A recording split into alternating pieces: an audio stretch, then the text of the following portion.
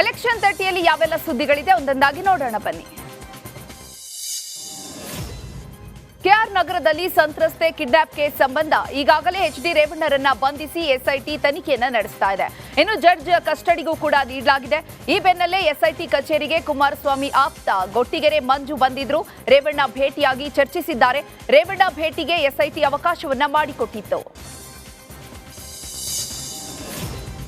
Prajwal Revanna video ಪ್ರಕರಣ ಹಾಗೂ ರೇವಣ್ಣ ವಿರುದ್ಧ ಕಿಡ್ನಾಪ್ ಕೇಸ್ನಲ್ಲಿ ರೇವಣ್ಣ ಅರೆಸ್ಟ್ ಆಗಿದ್ದಾರೆ. ಹೀಗಾಗಿ ಹೊಳೆನರಸೀಪುರದ ನಿವಾಸದಲ್ಲಿ ಭವಾನಿ ರೇವಣ್ಣ ಏಕಾಂಗಿಯಾಗಿದ್ದಾರೆ. ಭವಾನಿ ರೇವಣ್ಣ ಮನೆಗೆ ಶ್ರಾವಣಬೆಳಗೊಳ ಶಾಸಕ ಸಿಎನ್ ಬಾಲಕೃಷ್ಣ ಮತ್ತು ಜೆಡಿಎಸ್ನ ಜಿಲ್ಲಾಧ್ಯಕ್ಷ ಮಾಜಿ ಶಾಸಕ ಲಿಂಗೇಶ್ ಭೇಟಿ ನೀಡಿ ಧೈರ್ಯ ಹೇಳಿದ್ದಾರೆ. ಹೊಳೆನರಸೀಪುರ ರೇವಣ್ಣ ಮನೆಯಲ್ಲಿ ಸಂತ್ರಸ್ತ ಮನೆಗೆಲಸದ ಸಮ್ಮುಖದಲ್ಲಿ ಎಸ್ಐಟಿ ಈಗಾಗಲೇ ಮಹಜರು ಮುಗಿಸಿದೆ. ಇನ್ನು ಬೆಂಗಳೂರಿನ ಬಸವನಗುಡಿಯ ರೇವಣ್ಣ ಮನೆಯಲ್ಲಿ ಸಂತ್ರಸ್ತೆಯೊಂದಿಗೆ ಮಹಜರು ನಡೆಸಲಾಯಿತು. ಈ ಸಂಬಂಧ ರೇವಣ್ಣ ಪರ ವಕೀಲ ಗೋಪಾಲ್ ಎಸ್ಐಟಿ ವಿರುದ್ಧ ಕಿಡಿಕಾರಿದ್ದಾರೆ. ಮಹಜರು ವೇಳೆ ಯಾವುದೇ ನೋಟಿಸ್ ನೀಡಿಲ್ಲ, ಏಕಪಕ್ಷೀಯವಾಗಿ ಮಹಜರು ನಡೆಸ್ತಾ ಇದ್ದಾರೆ. ಇದರ ಹಿಂದೆ ಷಡ್ಯಂತ್ರ ಇದೆ ಎಂದು ಆಕ್ರೋಶ ವ್ಯಕ್ತಪಡಿಸಿದ್ದಾರೆ. ಅವರ ಅವಶ್ಯಕತೆ ತಕ್ಕನಾಗಿ ದಾಖಲಾತಿಗಳನ್ನ ಸೃಷ್ಟಿಸ್ಕೊಳ್ಳೋಕ್ಕೋಸ್ಕರ ಯಾವುದೋ ಒಬ್ಬ ವ್ಯಕ್ತಿಗೆ ಒಬ್ಬ ಏಕಪಕ್ಷೀಯವಾಗಿ ಒಂದು ಪಕ್ಷದ ಪರವಾಗಿ ಮಾಡೋಕ್ಕೋಸ್ಕರ ಮಾಡ್ತಿದ್ದಾರೆ ಅನಿಸುತ್ತೆ ನನಗೆ. ಏನಕ್ಕೆ ಅಂದರೆ ನನಗೆ ನೋಟಿಸ್ ಕೊಟ್ಟ ಮೇಲೆ ನಾನು ಅವ್ರ ಪ್ರೊಸೀಜರ್ ಆ ಮಜಾ ಪ್ರಕ್ರಿಯೆಯಲ್ಲಿ ನಾನು ಭಾಗವಹಿಸ್ಬೇಕಲ್ವ. ಭಾಗವಹಿಸಿಲ್ಲ, ನನ್ನನ್ನು ಒಳಗೆ ಕೂಡಿಲ್ಲ ಅಂದಮೇಲೆ ಅವ್ರ ಅವಶ್ಯಕತೆ ತಕ್ಕನಾಗಿ ಯಾರೋ ಒಬ್ಬ ವ್ಯಕ್ತಿಯ ಪರವಾಗಿ ಮಾಡ್ತಾಯಿದ್ದಾರೆ ಅನಿಸುತ್ತೆ. ಪ್ರಜ್ವಲ್ ರೇವಣ್ಣ ಅಶ್ಲೀಲ ವಿಡಿಯೋ ಕೇಸ್ ಸಂಬಂಧ ಹೊಳೆನರಸೀಪುರದ ರೇವಣ್ಣ ಮನೆಯಲ್ಲಿ ಕೆಲಸ ಮಾಡ್ತಿದ್ದ ಸಂತ್ರಸ್ತೆ ಆರೋಪಗಳ ಸುರಿಮಳೆಯನ್ನೇ ಸುರಿಸಿದ್ದಾರೆ. ರೇವಣ್ಣ ತಮ್ಮ ಕೊಠಡಿಗೆ ಬರುವಂತೆ ಆಹ್ವಾನಿಸ್ತಾ ಇದ್ರು. ಮನೆಯ ಸ್ಟೋರ್ ರೂಮ್ನಲ್ಲಿ ಕೈ ಹಿಡಿದು ಎಳಿತಾ ಇದ್ರು. ಹಣ್ಣು ಕೊಡುವ ನಡಿ ಈಗ ಶುರು ಮಾಡೋಣ. ಕೇಸರಿಯಿಂದ ಮನೋಲ್ಲಾಸ ಮನಸ್ಸು ಮತ್ತೇರಿ ಕುಣಿದಾಡಿದೆ ನೋಡು, ಮನಸ್ಸು ಮತ್ತೇರಿ ಕುಣಿದಾಡಿದೆ ನೋಡು. ಕ್ಷಣ ಕ್ಷಣವೂ ಆಚರಿಸಿ ಕೇಸರಿ ಹಬ್ಬ. ವಿಮಲ್ ಬಾಯಲ್ಲಿ ಹೇಳಿ ಕೇಸರಿ ನೆಪದಲ್ಲಿ ಮೈ ಮುಡ್ತಾ ಇದ್ರು ಅಂತ ಸಂತ್ರಸ್ತೆ ಆರೋಪಿಸಿದ್ದಾರೆ. ಇನ್ನು ಪ್ರಜ್ವಲ್ ಕೂಡ ಹಲವು ಬಾರಿ ಲೈಂಗಿಕ ದೌರ್ಜನ್ಯವನ್ನ ಎಸಗಿದ್ದಾರೆ ಎಂದು ರೇವಣ್ಣ ಮನೆ ಕೆಲಸದಾಕೆ ಆರೋಪಿಸಿದ್ದಾರೆ. ಇನ್ನು ನನ್ನ ಮಗಳಿಗೂ ಕೂಡ ವಿಡಿಯೋ ಕಾಲ್ ಮಾಡಿ ಅಸಭ್ಯವಾಗಿ ವರ್ತಿಸ್ತಾ ಇದ್ರು ಅಂತ ಎಸ್ಐಟಿ ಮುಂದೆ ಸಂತ್ರಸ್ತೆ ಹೇಳಿಕೆಯನ್ನ ನೀಡಿದ್ದಾರೆ. ರಾಜ್ಯದಲ್ಲಿ ನಾಳೆ 2ನೇ ಹಂತದ ಮತದಾನ ನಡೆಯಲಿದೆ. ನಾಳೆ ಬೆಳಿಗ್ಗೆ 7ರಿಂದ ಸಂಜೆ 6 ಗಂಟೆಯವರೆಗೆ ಚುನಾವಣೆ ನಡೆಯಲಿದೆ. ನಗರದ ಮೋತಿ ವೀರಪ್ಪ ಪಿಯು ಕಾಲೇಜಿನಲ್ಲಿ ಮಸ್ಟರಿಂಗ್ ಕಾರ್ಯ ನಡೆದಿದ್ದು 8 ವಿಧಾನಸಭಾ ಕ್ಷೇತ್ರದಲ್ಲಿ 1946 ಮತಗಟ್ಟೆಗಳಲ್ಲಿ ಮತದಾನಕ್ಕೆ ವ್ಯವಸ್ಥೆಯನ್ನ ಮಾಡಲಾಗಿದೆ. 8 ವಿಧಾನಸಭಾ ಕ್ಷೇತ್ರದಲ್ಲಿನ ಮತದಾನಕ್ಕೆ ಸರ್ಕಾರಿ ಮತ್ತು ಖಾಸಗಿ ಸೇರಿದಂತೆ ಒಟ್ಟು 400ಕ್ಕೂ ಅಧಿಕ ವಾಹನಗಳ ವ್ಯವಸ್ಥೆಯನ್ನ ಮಾಡಲಾಗಿದೆ. ಮತಗಟ್ಟೆಗಳಿಗೆ ಇವಿಎಂ ತೆಗೆದುಕೊಂಡು ಹೋಗುವ ವಾಹನಗಳಿಗೆ ಬಿಪಿಎಸ್ ಜಿಪಿಎಸ್ ಅನ್ನು ಅಳವಡಿಸಿದ್ದು ಭದ್ರತೆಗಾಗಿ 3500 ಭದ್ರತಾ ಸಿಬ್ಬಂದಿಗಳನ್ನ ನೇಮಕ ಮಾಡಲಾಗಿದೆ. ಚುನಾವಣೆಗಾಗಿ 8996 ಸಿಬ್ಬಂದಿಗಳನ್ನ ನಿಯೋಜಿಸಲಾಗಿದೆ. ನಾಳೆ ಲೋಕಸಭಾ ಚುನಾವಣೆ ಮತದಾನದ ಹಿನ್ನೆಲೆ ಹುಬ್ಬಳ್ಳಿಯಲ್ಲಿ ಮಸ್ಟರಿಂಗ್ ಕಾರ್ಯ ಭರದಿಂದ ಸಾಗಿದೆ. ಹುಬ್ಬಳ್ಳಿ ಧಾರವಾಡ ಕೇಂದ್ರ ವಿಧಾನಸಭಾ ಕ್ಷೇತ್ರದ ಲ್ಯಾಮಿನಿಂಗ್ ಶಾಲೆಯ ಆವರಣದಲ್ಲಿ ಮಸ್ಟರಿಂಗ್ ಕಾರ್ಯ ನಡೆದಿದ್ದು ಚುನಾವಣಾ ನಿಯೋಜನಾ ಸಿಬ್ಬಂದಿಗಳು ಶಾಲಾ ಆವರಣದಿಂದ ಮತಯಂತ್ರಗಳನ್ನು ಕೊಂಡೊಯ್ದಿದ್ದಾರೆ. ಜಿಲ್ಲೆಯಲ್ಲಿ 8 ವಿಧಾನಸಭಾ ಕ್ಷೇತ್ರಗಳಿದ್ದು ಒಟ್ಟು 1901 ಮತಗಟ್ಟೆಗಳನ್ನು ಸ್ಥಾಪಿಸಲಾಗಿದೆ. ಒಟ್ಟು 8086 ಸಿಬ್ಬಂದಿಗಳು ಚುನಾವಣಾ ಕಾರ್ಯವನ್ನು ನಿರ್ವಹಿಸ್ತಾ ಇದ್ದಾರೆ. ನಿನ್ನೆ ಸಂಜೆ 6 ಗಂಟೆಯಿಂದ ಮೇ 7ರ ರಾತ್ರಿ 12 ಗಂಟೆಯವರೆಗೆ 144 ಸೆಕ್ಷನ್ ಜಾರಿ ಮಾಡಿ ಜಿಲ್ಲಾಧಿಕಾರಿ ದಿವ್ಯಪ್ರಭು ಆದೇಶ ನೀಡಿದ್ದಾರೆ. ಭಾರತದ ಚುನಾವಣಾ ಪ್ರಕ್ರಿಯೆಯನ್ನು ವೀಕ್ಷಿಸಲು ನೇಪಾಳ, ಇಂಡೋನೇಷ್ಯಾ ಸೇರಿದಂತೆ 7 ದೇಶದಿಂದ ವಿದೇಶಿ ಅತಿಥಿಗಳು ಭಾರತಕ್ಕೆ ಭೇಟಿ ನೀಡಿದ್ದಾರೆ. ಬೆಳಗಾವಿಯ ವನಿತಾ ವಿದ್ಯಾಲಯಕ್ಕೆ 7 ಜನರ ತಂಡ ಭೇಟಿ ನೀಡಿ ಮಸ್ಟರಿಂಗ್ ವ್ಯವಸ್ಥೆ ಹಾಗೂ ಚುನಾವಣಾ ಪ್ರಕ್ರಿಯೆಯ ಬಗ್ಗೆ ಮಾಹಿತಿಯನ್ನು ಪಡೆದಿದ್ದಾರೆ. ಇನ್ನು ವಿದೇಶಿ ಅತಿಥಿಗಳಿಗೆ ಡಿಸಿ ನಿತೇಶ ಪಾಟೀಲ್ ಚುನಾವಣಾ ಪ್ರಕ್ರಿಯೆಯ ಬಗ್ಗೆ ಮಾಹಿತಿಯನ್ನು ನೀಡಿದ್ದಾರೆ. 100ಕ್ಕೆ 100ರಷ್ಟು ಮತದಾನ ಪ್ರಮಾಣ ಹೆಚ್ಚಿಸುವುದು ನಮ್ಮ ಗುರಿಯಾಗಿದೆ ಅಂತ ಶಿವಮೊಗ್ಗದಲ್ಲಿ ಜಿಲ್ಲಾಧಿಕಾರಿ ಹೇಳಿದ್ದಾರೆ. ಯಾವುದೇ ರೀತಿಯ ಸಮಸ್ಯೆಗಳು ಉಂಟಾಗದಂತೆ ಕ್ರಮ ವಹಿಸಲಾಗಿದೆ. 2039 ಮತಗಟ್ಟೆಗಳಿಗೆ ಮತಯಂತ್ರವನ್ನ ವಿತರಿಸುವ ಕಾರ್ಯ ನಡೀತಾ ಇದ್ದು, ಲೋಕಸಭಾ ಚುನಾವಣೆ ಎದುರಿಸಲು ಜಿಲ್ಲಾಡಳಿತ ಸನ್ನದ್ಧವಾಗಿದೆ ಅಂತ ಜಿಲ್ಲಾಧಿಕಾರಿ ಗುರುದತ್ತ ಹೆಗಡೆ ಹೇಳಿದ್ದಾರೆ. ಅಲ್ಲಿ ಮಸ್ಟ್ರಿಂಗ್ ಎಲ್ಲ ಕೆಲಸ ಆಲ್ಮೋಸ್ಟ್ ಕಂಪ್ಲೀಷನ್ ಹಂತದಲ್ಲಿದೆ. ನಮ್ಮೆಲ್ಲ ಪೋಲಿಂಗ್ ಪಾರ್ಟೀಸ್ ಈಗ ರೆಡಿ ಆಗಿದ್ದಾರೆ. ನಾವು EVMಸನ್ನು ಸಹಿತ ಎಲ್ಲ ಸ್ಟ್ರಾಂಗ್ ರೂಮ್ಸ್ ಓಪನ್ ಮಾಡಿಬಿಟ್ಟು ಅವರಿಗೆಲ್ಲ ಡಿಸ್ಟ್ರಿಬ್ಯೂಟ್ ಮಾಡಿದ್ದೀವಿ. ಯಾವುದೇ ರೀತಿ ಸಮಸ್ಯೆ ಇರೋದಿಲ್ಲ. ಸುಮಾರು 2039 ಮತಗಟ್ಟೆಗಳಿಗೆ ಈಗ ಅವರು ತೆರಳಲಿದ್ದಾರೆ. ಶಿವಮೊಗ್ಗ ರೂರಲಲ್ಲಿ ಇವತ್ತು ಈಗ ಎಲ್ಲ ದೇಶದ ಎಲ್ಲ ಅಂತಾರಾಷ್ಟ್ರೀಯ ಏರ್ಪೋರ್ಟ್ನಲ್ಲಿ ಎಸ್ಐಟಿ ತಂಡ ನಿಗಾ ಇಟ್ಟಿದೆ. ಎಸ್ಐಟಿ ತಂಡ ಏರ್ಪೋರ್ಟ್ನಲ್ಲೇ ಬೀಡು ಬಿಟ್ಟಿದೆ. ತಡರಾತ್ರಿ ಬಂದ 3 ದುಬೈ ವಿಮಾನಗಳಲ್ಲಿ ಪ್ರಜ್ವಲ್ ಹೆಸರು ಪರಿಶೀಲಿಸಲಾಗಿದೆ. ಇನ್ನೊಂದೆಡೆ ಪ್ರಜ್ವಲ್ ಇರುವ ಸ್ಥಳವನ್ನ ಎಸ್ಐಟಿ ತಲಾಶ್ ನಡೆಸ್ತಾ ಇದೆ. ಸದ್ಯ ದುಬೈನಲ್ಲಿ ಪ್ರಜ್ವಲ್ ರೇವಣ್ಣ ಇರುವ ಬಗ್ಗೆ ಮಾಹಿತಿ ಸಿಕ್ಕಿದೆ. ಇಂಟರ್ಪೋಲ್ ಸಹಾಯದಿಂದ ಪ್ರಜ್ವಲ್ ಕರೆತರುವ ಪ್ರಯತ್ನ ನಡೀತಾ ಇದೆ.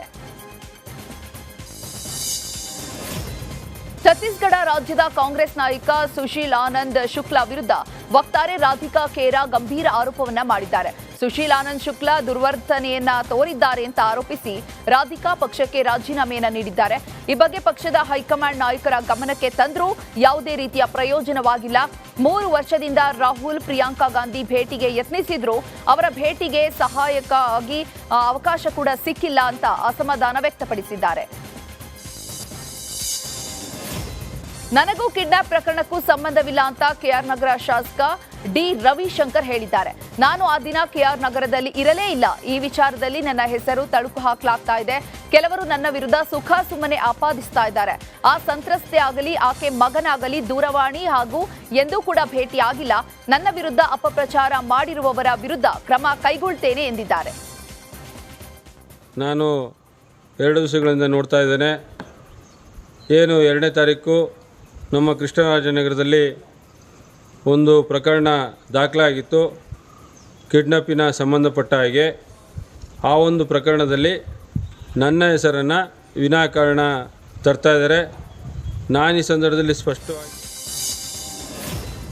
HD ರೇವಣ್ಣ ವಿರುದ್ಧ ಕಿಡ್ನಾಪ್ ಪ್ರಕರಣಕ್ಕೆ ಸಂಬಂಧಿಸಿದಂತೆ 2ನೇ ಆರೋಪಿ ನ್ಯಾಯಾಲಯಕ್ಕೆ ಹಾಜರಾಗಿದ್ದಾರೆ. ಸತೀಶ್ ಬಾಬುನನ್ನ ಎಸ್ಐಟಿ ತಂಡ ಹಾಜರುಪಡಿಸಿದೆ. ಸತೀಶ್ ಪರ ವಕೀಲರು 17ನೇ ACMM ನ್ಯಾಯಾಧೀಶರ ಎದುರು ಹಾಜರುಪಡಿಸಿದ್ದಾರೆ. ಲೋಕಸಭಾ ಚುನಾವಣೆ ಹಿನ್ನೆಲೆ ಮತದಾರರಿಗೆ ಹಣ ಹಂಚುತ್ತಿದ್ದ ವ್ಯಕ್ತಿಯನ್ನ ಬಂಧಿಸಲಾಗಿದೆ. ಬೆಳಗಾವಿ ಜಿಲ್ಲೆಯ ಕಾಗವಾಡ ಮತಕ್ಷೇತ್ರದ ಉಗಾರ BK ಕೇಂದ್ರದಲ್ಲಿ ಮತದಾರರ ಲಿಸ್ಟ್ ಇಟ್ಕೊಂಡು ತಲಾ 500 ರೂಪಾಯಿಯನ್ನ ಹಂಚ್ತಾ ಇದ್ದ ಗೋಕಾಕ ಮೂಲದ ವ್ಯಕ್ತಿಯನ್ನ ಕಾಗವಾಡ ಪೊಲೀಸರು ವಶಕ್ಕೆ ಪಡೆದಿದ್ದಾರೆ. ಇನ್ನು ಮಾಧ್ಯಮದವರನ್ನ ಕಂಡು ಇಬ್ಬರು ಪರಾರಿಯಾಗಿದ್ದು, ಖಾಸಗಿ ವಾಹಿನಿ ವರದಿಗಾರರು ಓರ್ವನನ್ನ ಹಿಡಿದು ಪೊಲೀಸರಿಗೆ ಒಪ್ಪಿಸಿದ್ದಾರೆ. ಪ್ರಜ್ವಲ್ ರೇವಣ್ಣ ವಿರುದ್ಧ ದಕ್ಷಿಣ ಕನ್ನಡ ಜಿಲ್ಲಾ ಕಾಂಗ್ರೆಸ್ ಮಹಿಳಾ ಘಟಕದಿಂದ ಪ್ರತಿಭಟನೆಯನ್ನ ನಡೆಸಲಾಯಿತು.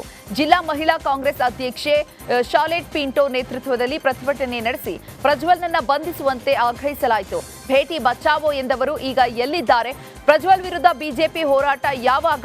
ಮಹಿಳೆಯರನ್ನ ಪೂಜಿಸುವ ಭಾರತದ ನೆಲದಲ್ಲಿ ಮಹಿಳೆಯರಿಗೆ ರಕ್ಷಣೆ ಇಲ್ಲದಂತಾಗಿದೆ. ಭೇಟಿ ಬಚಾವೋ ಎಂದು ಹೇಳಿದ ಮೋದಿ ಜೆಡಿಎಸ್ ಅನ್ನ ಮಿತ್ರ ಪಕ್ಷವನ್ನಾಗಿಸಿದ್ದಾರೆ ಅಂತ ಘೋಷಣೆ ಕೂಗಿ ಆಕ್ರೋಶ ವ್ಯಕ್ತಪಡಿಸಲಾಯಿತು. ಪ್ರಜ್ವಲ್ ರೇವಣ್ಣ ವಿರುದ್ಧದ ಕೇಸ್ ಕಾಂಗ್ರೆಸ್ಗೆ ತಿರುಗು ಬಾಣವಾಗಲಿದೆ ಎಂಬ ಅಮಿತ್ ಶಾ ಹೇಳಿಕೆ ವಿಚಾರಕ್ಕೆ ವಿರೋಧ ಪಕ್ಷದ ನಾಯಕ ಆರ್ ಅಶೋಕ್ ಪ್ರತಿಕ್ರಿಯೆಯನ್ನು ನೀಡಿದ್ದಾರೆ. ಅಮಿತ್ ಶಾ ಹೇಳಿರುವ ಮಾತಿಗೆ ಸಹಮತವನ್ನ ಸೂಚಿಸುತ್ತೇನೆ. ಗೃಹ ಸಚಿವ ಅಮಿತ್ ಶಾರಿಗೆ ಎಲ್ಲಾ ರೀತಿಯ ಮಾಹಿತಿಯೂ ಇದೆ. ಒಕ್ಕಲಿಗ ಸಮುದಾಯಕ್ಕೂ ಗೊತ್ತಿರುವಂತಹ ಸತ್ಯ ಇದು. ಒಕ್ಕಲಿಗರನ್ನ ಮುಗಿಸಲು ಸಿದ್ದರಾಮಯ್ಯ ಮತ್ತು ಅವರ ತಂಡ ಮಾಡಿರುವ ಷಡ್ಯಂತ್ರ ಇದು.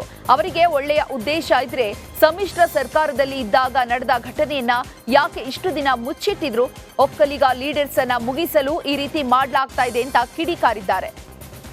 ಅಮಿತ್ ಶಾ ಅವರು ಹೇಳಿರೋದನ್ನ ನಾನು ಎಂಡಾರ್ಸ್ ಮಾಡ್ತೀನಿ. ಯಾಕೆಂದರೆ ದೇಶದ ಗೃಹ ಸಚಿವರಿಗೆ ಎಲ್ಲ ರೀತಿಯಂಥ ಮಾಹಿತಿ ಇದೆ. ಇದು ರಾಜ್ಯದ ಜನತೆಗೆ, ವಿಶೇಷವಾಗಿ ಒಕ್ಕಲಿಗ ಸಮುದಾಯಕ್ಕೆ ಗೊತ್ತಿರೋವಂಥ ಸತ್ಯ ಇದು. ಇದು ಒಕ್ಕಲಿಗರನ್ನು ತುಳಿಯೋ ಅಂಥದ್ದಕ್ಕೆ, ಒಕ್ಕಲಿಗರನ್ನು ಸಂಸದ ಪ್ರಜ್ವಲ್ ರೇವಣ್ಣ ಬಂಧನಕ್ಕೆ ಒತ್ತಾಯಿಸಿ ಮೈಸೂರಿನಲ್ಲಿ SDPI ಪಾರ್ಟಿಯಿಂದ ಪ್ರತಿಭಟನೆಯನ್ನು ನಡೆಸಲಾಯಿತು. ಮೈಸೂರಿನ ಗಾಂಧಿ ವೃತ್ತದಲ್ಲಿ ಪ್ರಜ್ವಲ್ ರೇವಣ್ಣ ವಿರುದ್ಧ ಧಿಕ್ಕಾರ ಕೂಗಿ ಪ್ರತಿಭಟನಾಕಾರರು ಆಕ್ರೋಶ ವ್ಯಕ್ತಪಡಿಸಿದರು. ಇನ್ನು ಪ್ರತಿಭಟನೆಯಲ್ಲಿ ಎಸ್ಡಿಪಿಐ ಜಿಲ್ಲಾಧ್ಯಕ್ಷ ರಫತ್ ಖಾನ್, ಪ್ರಧಾನ ಕಾರ್ಯದರ್ಶಿ ಮೊಹಮ್ಮದ್ ಸಫಿಯುಲ್ಲಾ ಹಾಗೂ ರಾಜ್ಯ ಸಮಿತಿಯ ಸದಸ್ಯ ನೂರುದ್ದೀನ್ ಮೌಲಾನಾ, ಜಿಲ್ಲಾ ಕೋಶಾಧಿಕಾರಿ ಮೊಹಮ್ಮದ್ ಫಿರ್ದೋಸ್ ಸೇರಿದಂತೆ ಮುಸ್ಲಿಂ ಮಹಿಳೆಯರು ಕೂಡ ಭಾಗಿಯಾಗಿದ್ದರು.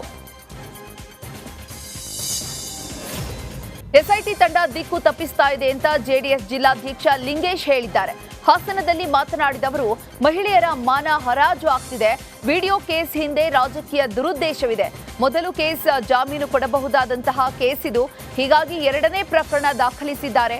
ರೇವಣ್ಣ ದೇವೇಗೌಡರ ಮನೆಯಲ್ಲಿ ಬಚ್ಚಿಟ್ಟುಕೊಂಡಿರಲಿಲ್ಲ. ಅವರನ್ನ ಬಂಧಿಸೋ ಅಗತ್ಯ ಕೂಡ ಇರಲಿಲ್ಲ. ರೇವಣ್ಣ ಎಲ್ಲಿಗೂ ಕೂಡ ಹೋಗ್ತಿರ್ಲಿಲ್ಲ. ಎಚ್ಡಿಡಿ ಕುಟುಂಬ ರಾಜಕೀಯವಾಗಿ ಮುಗಿಸೋದಕ್ಕೆ ಷಡ್ಯಂತ್ರವನ್ನ ಮಾಡ್ತಿದ್ದಾರೆ ಅಂತ ಕಿಡಿಕಾರಿದ್ದಾರೆ. ಮಾಜಿ ಸಚಿವ ಎಚ್ಡಿ ರೇವಣ್ಣ ಬಂಧನದ ವಿಚಾರಕ್ಕೆ ಜೆಡಿಎಸ್ನ ಚನ್ನರಾಯಪಟ್ಟಣದ ಶಾಸಕ ಸಿಎನ್ ಬಾಲಕೃಷ್ಣ ಪ್ರತಿಕ್ರಿಯೆಯನ್ನು ನೀಡಿದ್ದಾರೆ. ಹಾಸನದಲ್ಲಿ ಮಾತನಾಡಿದ ಅವರು, ಪೆನ್ಡ್ರೈವ್ ವಿಚಾರದಲ್ಲಿ ಆರಂಭದಿಂದ ಯಾರಿಂದ ವಿತರಣೆ ಆಗಿದೆ ಅನ್ನೋದು ಬಹಿರಂಗ ಆಗಿಲ್ಲ. ಯಾರು ತಪ್ಪಿತಸ್ಥರಿದ್ದಾರೆ ಅವರಿಗೆ ಶಿಕ್ಷೆ ಆಗಲಿ, ಅದು ನಮ್ಮ ಒತ್ತಾಯ. ಆದರೆ ರೇವಣ್ಣರವರನ್ನ ಅರೆಸ್ಟ್ ಮಾಡಿ ತನಿಖೆ ಮಾಡ್ತಿದ್ದಾರೆ. ಅವರು ಕ್ಷೇತ್ರದಲ್ಲೇ ಇದ್ದವರು, ಅಡಗಿ ಕೂತವರಲ್ಲ. ಊರಿನ ಜಾತ್ರೆಯಲ್ಲಿ ಭಾಗವಹಿಸಿದ್ರು. ಅವರನ್ನ ಅರೆಸ್ಟ್ ಮಾಡೋ ಅಗತ್ಯ ಕೂಡ ಇರಲಿಲ್ಲ. ಪ್ರತಿ ಬಾರಿ ಕರೆದು ತನಿಖೆಯನ್ನ ಮಾಡಬಹುದಿತ್ತು. ಎಸ್ಐಟಿಯವರನ್ನ ವಶದಲ್ಲಿಟ್ಕೊಂಡು ತನಿಖೆ ಮಾಡೋ ಅಗತ್ಯ ಇರಲಿಲ್ಲ. ಕೂಡಲೇ ಎಸ್ಐಟಿಯವರು ರೇವಣ್ಣರವರನ್ನ ಬಿಡುಗಡೆ ಮಾಡಬೇಕು ಅಂತ ಒತ್ತಾಯಿಸಿದ್ದಾರೆ. ಎಸ್ಐಟಿಯವರವ್ರನ್ನ ಬಿಡುಗಡೆಗೊಳಿಸ್ತಕ್ಕಂಥದ್ದಕ್ಕೆ ಅವಕಾಶ ಕೊಡಬೇಕು. ಅವ್ರ ತನಿಖೆಗೆ ಆಹ್ವಾನಿಸ್ಲಿ. ಅವ್ರು ಒಳನೇಶ್ವರದಲ್ಲಿ ಇರ್ತಾರೆ, ಬೆಂಗಳೂರಲ್ಲಿ ಇರ್ತಾರೆ, ಹಾಸನದಲ್ಲಿ ಇರ್ತಾರೆ. ಹೇಗಾರೆ ನ್ಯಾಯಸಮ್ಮತವಾದಂಥ ತನಿಖೆ ಆಗಬೇಕು ಅಂತ ನಮ್ಮ JDS ಪಕ್ಷ ರಾಜ್ಯ ಮಟ್ಟದಲ್ಲಿ.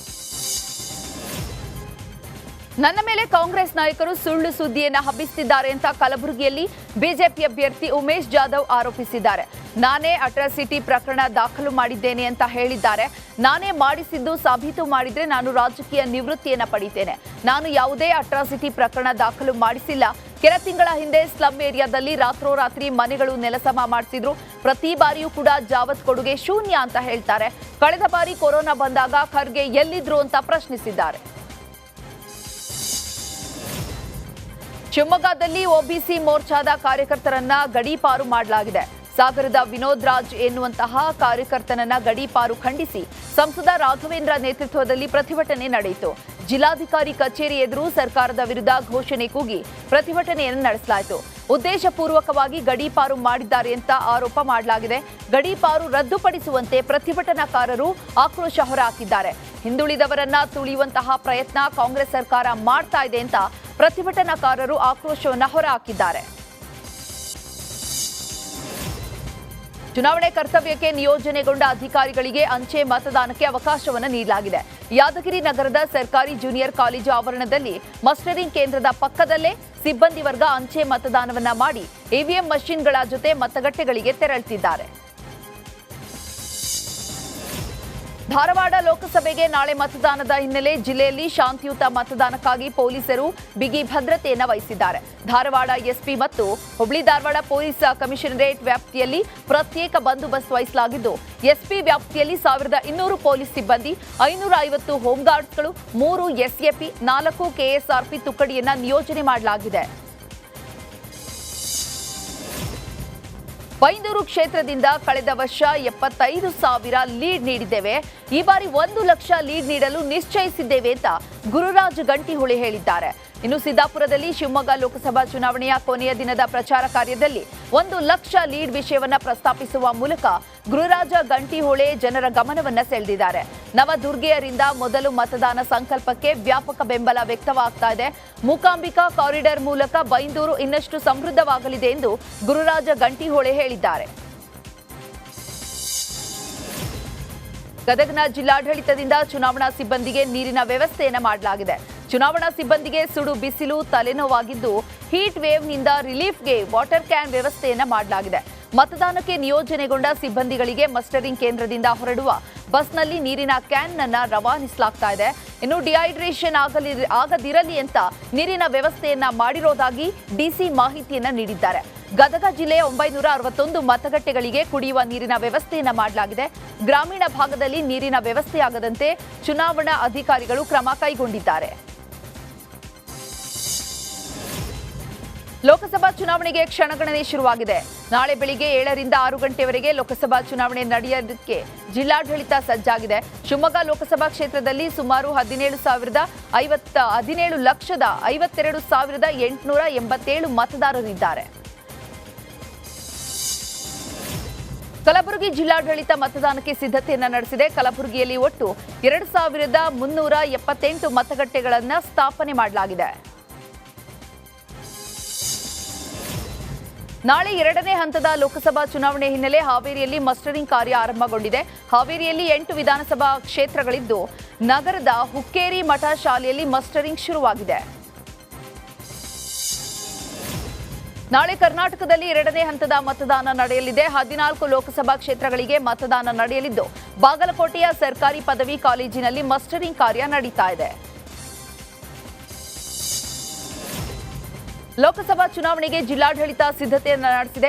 ಮೇ 7ರಂದು ಚುನಾವಣೆ ನಡೆಯಲಿದ್ದು ಬೆಳಗಾವಿಯ ಕಿತ್ತೂರು, ಖಾನಾಪುರ ಸೇರಿ ಒಟ್ಟು 8 ವಿಧಾನಸಭಾ ಕ್ಷೇತ್ರದಲ್ಲಿ ಚುನಾವಣೆ ನಡೆಯಲಿದೆ. ಸಿದ್ದರಾಮಯ್ಯ ಆಪ್ತ ಲೋಕಸಭೆ ಚುನಾವಣೆಯ ಬಳಿಕ ಸಿಎಂ ಬದಲಾವಣೆ, ರಾಜ್ಯ ಸರ್ಕಾರದ ಪತನದ ಬಗ್ಗೆ ಈ ವಿಚಾರಕ್ಕೆ ಸಂಬಂಧಪಟ್ಟಂತೆ ಸ್ಫೋಟಕ ಹೇಳಿಕೆಯನ್ನ ನೀಡಿದ್ದಾರೆ. ಕೆಎಂಎಫ್ ಅಧ್ಯಕ್ಷ ಮಾಜಿ ಶಾಸಕ ಭೀಮಾ ನಾಯ್ಕ್ ಸಿದ್ದರಾಮಯ್ಯನವರೇ 5 ವರ್ಷಗಳ ಕಾಲ ಸಿಎಂ ಆಗಿರ್ತಾರೆ ಅಂತ ಹೇಳಿದ್ದಾರೆ.